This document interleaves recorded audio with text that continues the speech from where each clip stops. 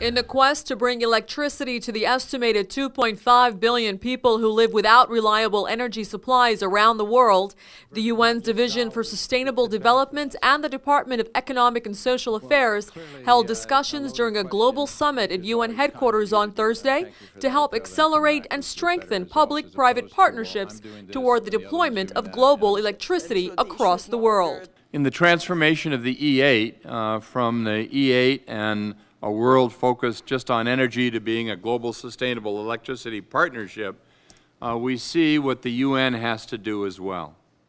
The UN, as Candy noted in his comments, has to make the transition. And the UN is slowly but surely doing that. First and foremost, to recognize for the first time in the last 2 or 3 years the absolute centrality of the issue of energy and energy access. At the highlight of the summit, the E8, a nonprofit international organization composed of 10 world-leading electricity companies, and UN Energy, an umbrella body of UN agencies working on sustainable development, signed and launched the Global Initiative for Strengthening Public-Private Partnerships to Advance Sustainable Energy Development, including improving energy access, efficiency, and using more energy renewables, whose implementation could essentially help meet the MDG goal of universal access to energy services by 2030. What we've done at what used to be called the E8, the major countries of the world, the G8 countries with large electric utilities, is we have selected projects ourselves around the world and done them over a number of years now, very successfully.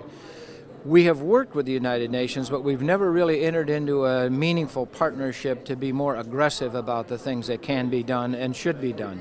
So I think that really is the handshake and the logic of what we're doing here together, and why we chose to do it here at the United Nations, to make a very public statement about how we all intend to do this on a broader scale. A 2011 report by UN Energy was also launched on Thursday during a UN General Assembly day-long thematic debate on the green economy. The report outlines best practices used in successful public-private partnerships on electricity.